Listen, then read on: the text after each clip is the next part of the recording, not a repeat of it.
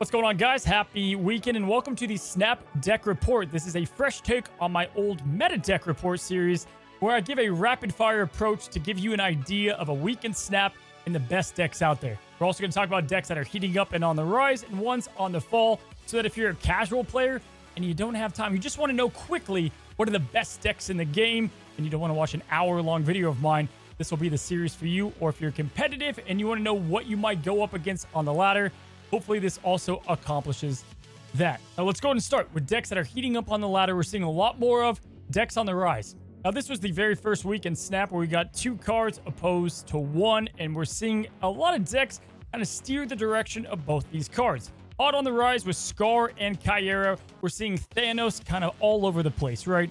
If you guys have seen the videos this week, you can go and look at my Thanos guide. There are so many different ways to play the Mad Titan, whether it's all on Caiera, protecting 1 and 6 cost cards and cheating out big cards via Lockjaw, or going with the old-fashioned approach of getting rid of the stones with Killmonger and playing out Death. Thanos is in a crazy good spot alongside the other deck and is what we're mainly seeing before this next patch. If you want to learn more detail about both, I'll put them in a link in the description.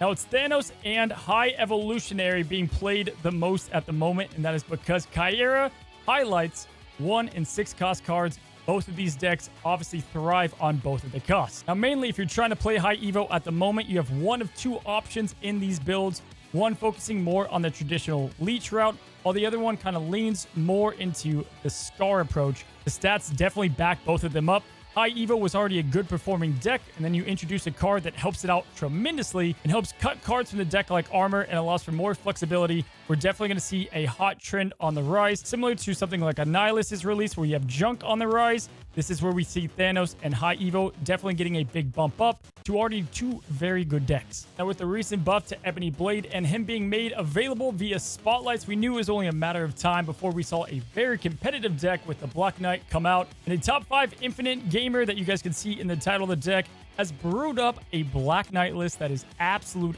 fire. Utilizing a couple of high power cards like Infinite and Magneto, we've got Sera and Miss Marvel in the deck combined with Zabu, where we have plenty of cards to discount no matter what hand we draw, and then we have ways to go over the top with more dependable combos.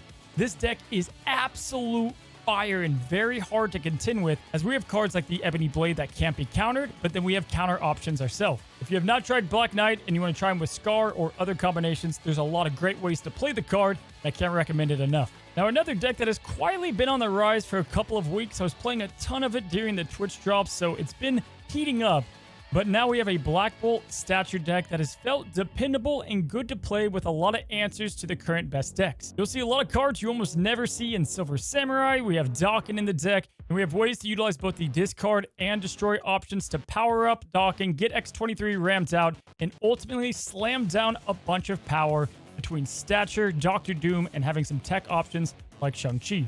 The deck's holding a pretty good win rate, and because of the wide variety of different cards within the deck, your opponent's going to have a hard time telling what exactly you're playing. Now, our last 2 decks on the rise, SkaarJaw we knew would make a return, and it's only going to get better throughout the month. Skaar and Caiera combined to make a great deck together, having a good win rate and a lot of win conditions, cheating out those big cards early, protecting them with Caiera, and ultimately making a very easy deck to know when to retreat, or when you get a huge win to stay and capitalize on the cubes. Keep your eye on this one. I think it's going to get a lot better as we get more cards to come, and definitely is a fun one to play with a pretty obvious snap condition. And then lastly, if you guys watched my Skaar video, I was trying to make something with Shuri and him work the best, and I think Safety Blade has figured out a pretty damn good deck here. We've got Echo to help us defend against ongoing cards, Zabu to curve to Shuri, Miss Marvel, and Atuma. Atuma can be played into armor. We've got Taskmaster to copy our huge cards. Blob, obviously being insane power himself. Ways to cheat out cards early and often, and it puts up a ton of dependable power with a bunch of flex plays depending on your hand draw. Those are definitely the decks heating up at the moment, and there's tons of cards in those that can be flexed out if you want to try the decks out yourself. Let's go ahead and talk about the meta decks. These are staples right now that are definitely being played and or popular at the moment to deal with the wide variety of meta decks you might come across in the meta.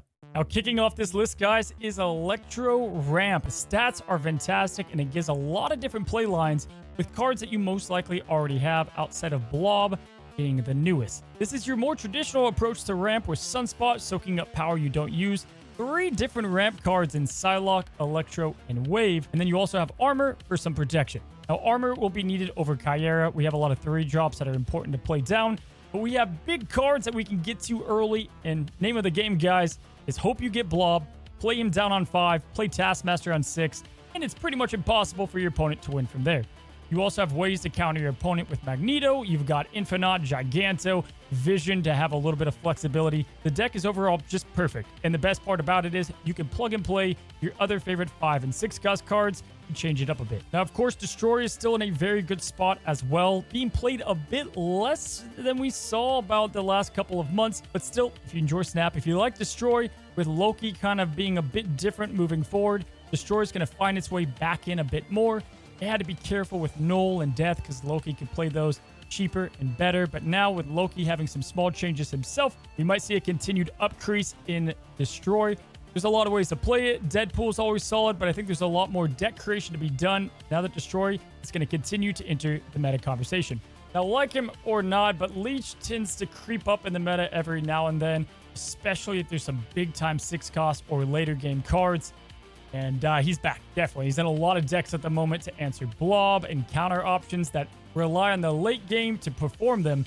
Leech and Leechhawk has been the way that Darkhawk can be successful against the blob while still putting out very dependable tempo and value play. The deck's been around since Blob about and has just continued to be a very staple and great deck to play. Miss Marvel is going to be tuned down a little bit, so it could be a bit tougher, but still should accomplish exactly what you're trying to do. If you want a nice catch-all deck, this is probably one of my favorites as it can address a ton of different matchups. It's very consistent overall. Now, we still also have Living Tribunal, who's definitely floating within the meta. You can definitely see this deck around as it can get to insane power levels. But if you have the right counters, which a lot of people are equipping in their decks, it can be taken care of. We saw a huge spike in this, and anytime we see that, it does dip down a bit in popularity because it's the deck that most people are focused on countering. And then lastly, guys, we have decks that are falling out. As you know, Marvel Snap has adjustments like every week, so decks rise, they fall, whether it's a new card coming to counter something or we have an OTA or balance patch. There's a reason why these decks are kind of falling out of ladder and competitive play. Now, we start with, sadly, kind of the end of junk decks. If you enjoy junk and Annihilus, this is your best time to play it because leaked patch notes have stated Annihilus is getting hit, and he's getting hit pretty damn hard. Not only that, but the recent nerf to Viper. Junk definitely, hopefully, will have better days for it, but this will be falling out probably as of Tuesday. Not only that, but Miss Marvel was also leaked to have some form of an adjustment as well, requiring 2 different unique costs played into the lanes. So I can see without question the control deck that was kind of hot and on the rise fall more heavy.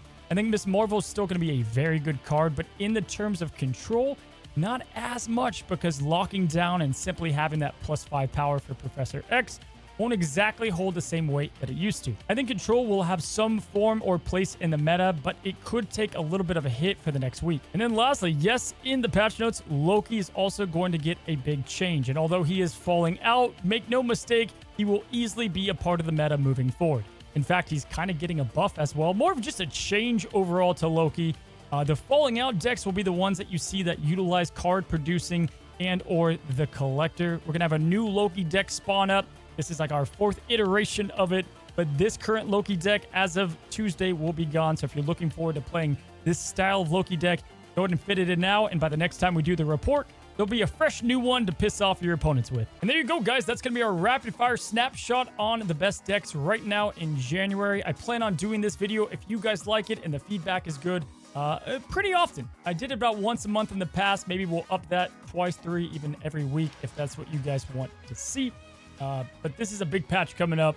Hercules won't do too much with move and everything coming out. At least I don't think so.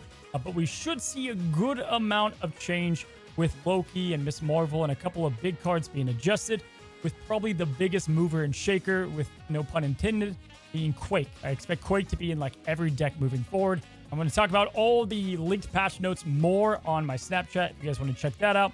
But hopefully you guys enjoyed today's video. If you did, let me know. If you like the new series, go ahead and like the video. And until the next one, happy snapping.